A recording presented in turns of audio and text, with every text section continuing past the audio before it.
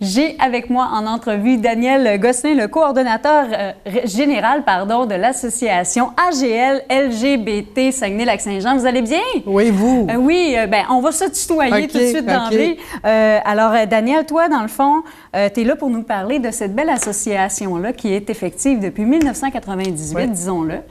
Et c'est quoi la mission de l'association? Mais dans le fond, la mission de l'AGL LGBT, c'est de sensibiliser, démystifier et informer la population générale aux réalités des personnes LGBT, donc lesbiennes, gays, bisexuelles et trans. On offre aussi d'autres services de l'accompagnement individuel puis de l'accompagnement collectif aussi. Alors, comment ça fonctionne? J'ai des questions, je me pose des questions sur mon orientation ou je connais mon orientation, mais j'ai un peu de difficulté avec les tabous qui sont autour de moi.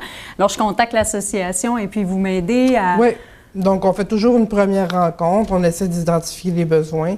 Puis à la suite, généralement, ce qu'on fait, c'est qu'on fait comme du parrainage, du marrainage. Donc, on peut mettre en contact une personne trans avec une autre personne trans. Puis ça permet de partager leur vécu, là, finalement.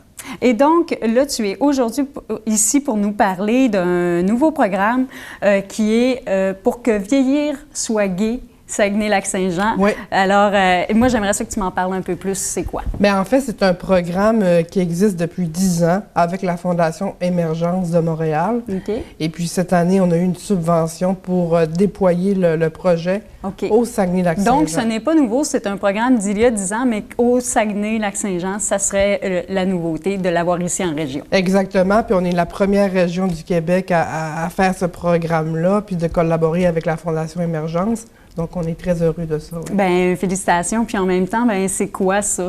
Concrètement, à quoi ça va servir? Bien, en fait, on sait qu'on est dans une population qui est vieillissante.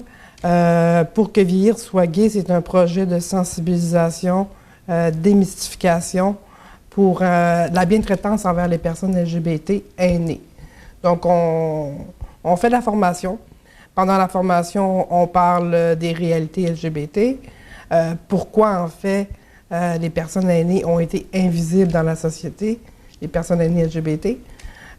Puis on termine la formation avec un témoignage d'une personne homosexuelle ou trans par rapport à son vécu, puis comment elle entrevoit là, son futur dans les foyers de personnes âgées. Alors, j'imagine que ça ne fait pas toujours le bonheur des personnes qui ont ces établissements-là. Est-ce que je me trompe?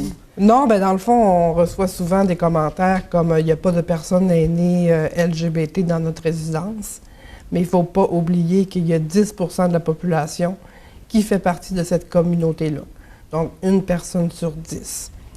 Donc, les personnes aînées LGBT, ça existe. C'est juste qu'ils ont subi diverses formes de discrimination. Donc, autant religieuse, sociale, juridique, religieuse. Donc, ça a été invisible. Puis même encore aujourd'hui, ce qu'on remarque, c'est que les personnes aînées LGBT, quand ils se rendent dans une maison pour hébergement, ils retournent dans le placard. Donc, la problématique est là. Donc, c'est ça. Ça ne veut pas dire que la personne, en vieillissant ou en atteignant l'âge senior, si on veut, aurait laissé tomber tous ces mécanismes de défense, de se rendre invisible ou par protection ou par peur d'être jugée.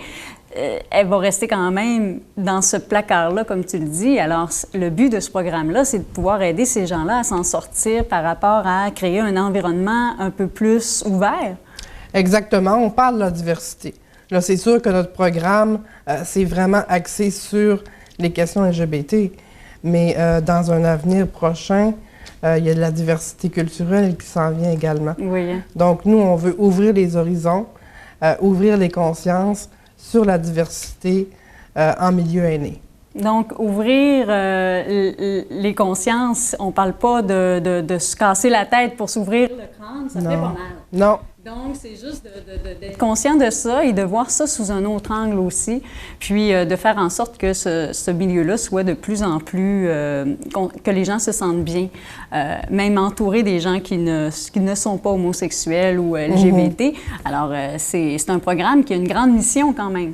Oui, une grande mission, mais à date, ça va quand même bien. On a fait plusieurs formations, autant dans le milieu aîné que dans des futurs infirmiers, infirmières. On essaie de toucher autant les résidents que les directeurs, que le personnel soignant. Généralement, c'est bien reçu. Bien, Daniel, moi, là, j'ai une question. Oui. Est-ce que ce programme-là va être inséré automatiquement dans toutes, mettons, les villas ou les résidences?